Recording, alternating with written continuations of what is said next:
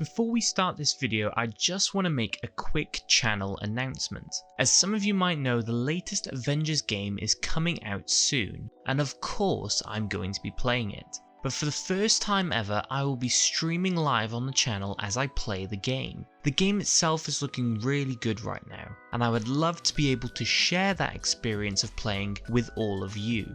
The release date for the game is the 4th of September, but amazingly we're going to be able to play it 3 days earlier on the 1st. Time is still yet to be decided. During the stream I will also be doing an AMA, just so I can connect with you all, and hopefully answer some of your questions. It should be a good time and I'd love for you to join along, so get subscribed if you haven't already to get notified about that stream as well as plenty more content in the future. Anyways, enough plugging, time to get into the video.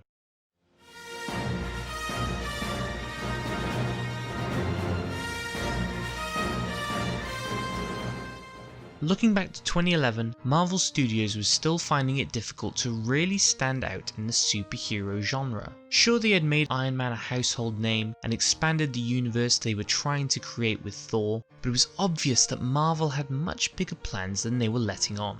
But before they could look to that, first they had to introduce one of their most iconic characters into the mix. Yep, that's right, Dum Dum Dugan. With the benefit of hindsight, we can see how important this character was to major events in the MCU, and how his character ends up evolving magnificent. Sorry, I can't even carry on. This is great banter! Before bringing the team together, they first needed the heart of the operation, Captain America. Now normally I would then cut away to the next segment of the video, where I talk about Captain America in more detail. But something about this film compared to the rest of the MCU had grabbed my attention. What I began to notice as I was watching is how this film ends up having some amazing iconic scenes, but not just spread throughout, rather in the first 30 minutes.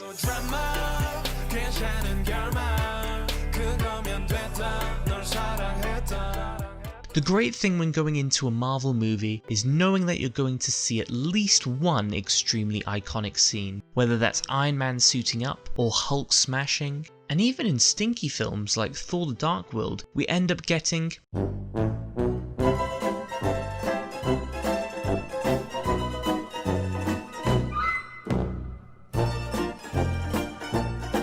okay, sometimes iconic for the wrong reasons. But for the first half hour of this film, we end up getting iconic scene after iconic scene as we set the foundation of Steve Rogers. For example, one of the first scenes introduces not only our main villain, but also the first Infinity Stone in the MCU through the forms of the Tesseract. We then cut away to seeing scrawny boy Steve Rogers, where we see CGI never really used by Marvel before. Sure, it looks a bit rough here, but when seeing it in later scenes, the effect looks brilliant, even to this day.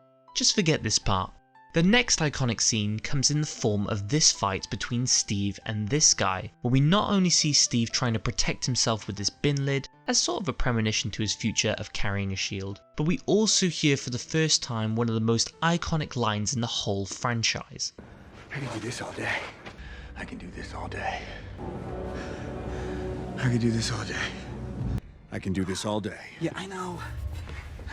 Can I just say how fabulous this one scene is, by the way? It shows us the true heart of Steve Rogers, how he knows to never give in to bullies, to never show fear, and to never back down.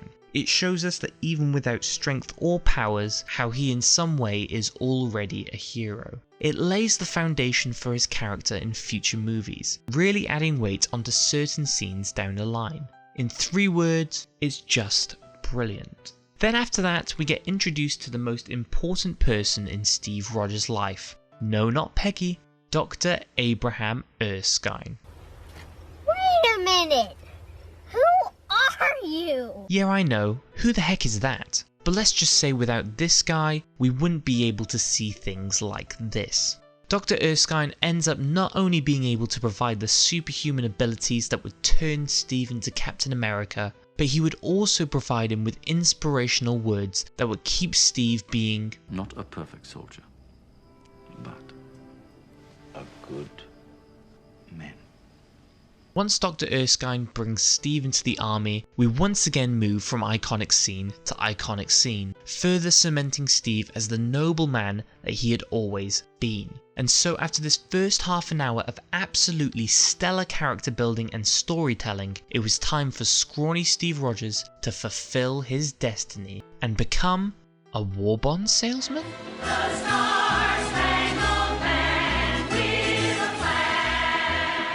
After having the foundation laid for Steve Rogers' character, we see him become a superhero, thanks to the super soldier serum. However, even after the scene where he chases down this guy, which by the way introduces his superpowers really well, he didn't end up getting the chance to fight in the war. But with Steve wanting to help in any way he can, he decides to become the poster boy for America, selling war bonds, being in movies, and even having his own comics. Nice touch by the way, Marvel. But even though he is still helping his country, it isn't in the way that he imagined. That is, until Bucky, Steve's best friend, ends up missing in action out in the field. With the army not willing to save their men, Cap ends up taking it upon himself to save those captured by Hydra. We once again get to see Cap's moves in great action, as he breaks out all the prisoners whilst leaving the base, not only in ruins, but with information that would take down Hydra once and for all. In this base, Cap finds Bucky strapped to a table, seemingly being experimented on for some purpose. A purpose we wouldn't find out until much later on. Anyways, once Cap comes back with everyone saved, Tommy Lee Jones, who is absolutely brilliant in this film, ends up finally giving Cap the respect that he deserved. Oh yeah, and we get this cheesy line too. Hey! Let's hear it for Captain America! And so with Cap finally getting to do the thing that he has been wanting to do his whole life, we see that his goal is finally complete. But we still got 40 minutes of the film left to go. However, it feels like these 40 minutes are a waste in terms of Cap's character. By this point he has achieved everything that has been set up in this movie, and so there's nowhere left to go with this character. Instead, this last 40 minutes ends up being mostly set up for future films, minor character building which is a waste of potential, and filler in order for characters to be at a certain place by the end of the film. And so even though the first 30 minutes of the film was absolutely iconic, it meant that the final third ended up being quite bland in comparison. Thankfully, there was one element of the film that ended up being brilliant throughout: Steve's relationship with Peggy.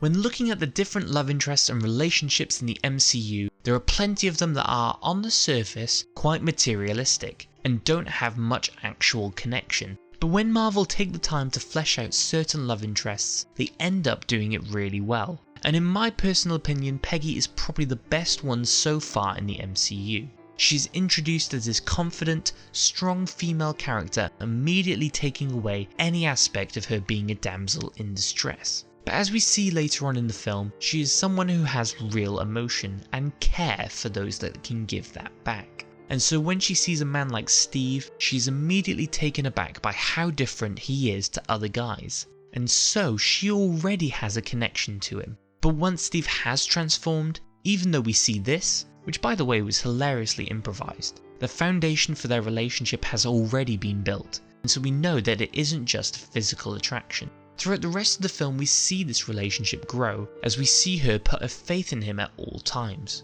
Sure, we see this jarring moment which questioned their relationship a little, but we all knew that it wasn't going to stop them from loving each other in the end. Now some of you might not agree with the fact that Peggy is the best love interest in the MCU, but I've got two words for you: Agent Carter. This character was so good that they decided to give her her own TV show, following her life after this film. The fact that she was also brought back in the future Cap films, albeit in a much different way, and how she was also Cap's endgame, shows us how brilliant she not only was as a character, but also as Cap's love interest. Now that we've had a look at our main character and love interest, it's time to discuss our big bad of the film and also bring back a running theme in these movies. Yep, that's right, we're once again looking at the evil twin dilemma. Deja vu, I just been in this place before. Higher on the street and I know it's my time to go.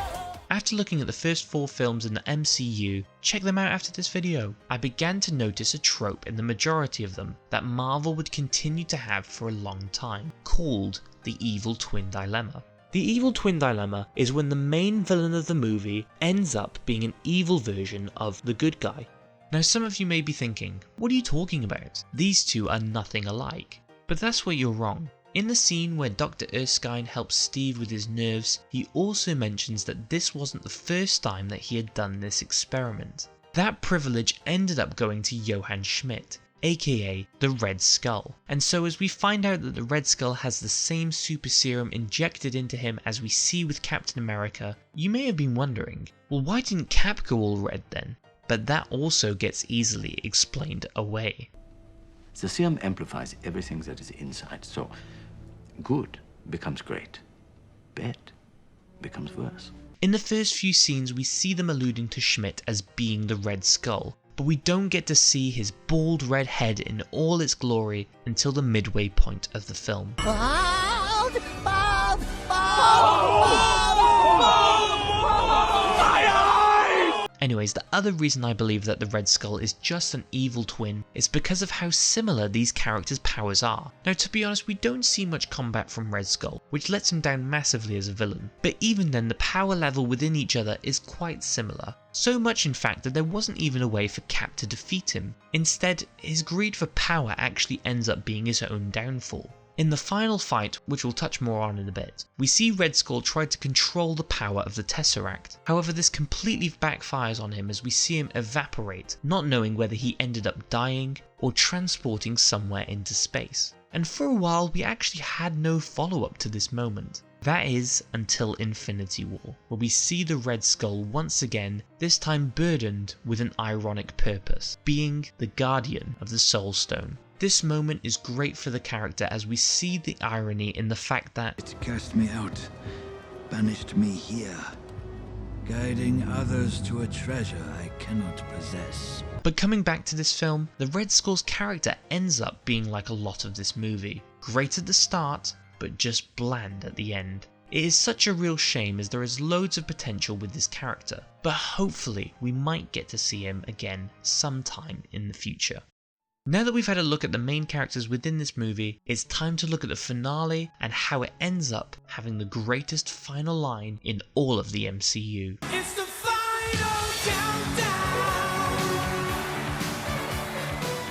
In the finale of this film, we see Captain America and the army take down the final base of Hydra. In this final base is the Red Skull, who knows that an attack is coming soon, and so when Captain America comes to infiltrate the base, they are ready. However, this was all part of Cap's plan, as backup comes from all different areas of the base and begins to take over. With Red Skull realizing that he's beat, he tries to retreat into his plane, filled with loads of bombs that he's going to rain down onto America. But Cap won't let him get away that easily and gets on board with him. When Red Skull realizes Cap is on board, a fight ensues between them. But not an engaging one, just really basic, with no actual stakes at that time. Once Red Skull realizes he has the lower hand, he decides to try and weigh the odds in his favour by trying to harness the power of the Tesseract. And as I mentioned before, this power ends up consuming him, leaving Cap by himself on the plane.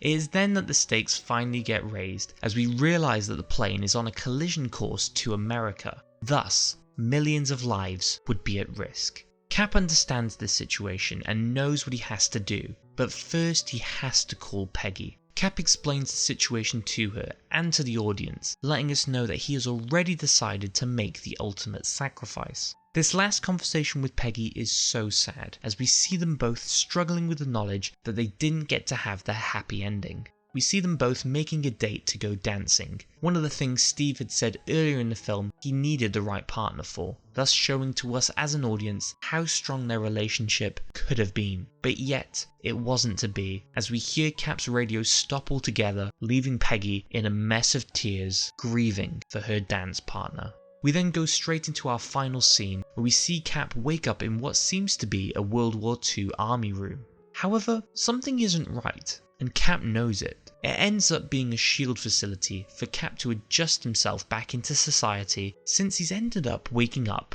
in 2011, almost 70 years in the future. When we see Cap break out, a familiar face manages to calm him down, none other than Nick Fury. He explains the situation to Cap before we get the final line in this film, and boy is it a doozy. You gonna be okay? Yeah,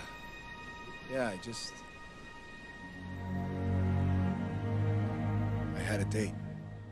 What a way to end this movie. As I mentioned before, Peggy and Cap's relationship is one of the most fleshed out and real relationships this franchise has produced, and having a line like that to finish just shows how important Peggy was to him. And so even though the last third of this film felt pretty bland in comparison to the start, they still found a way to add one more iconic scene right before the credits.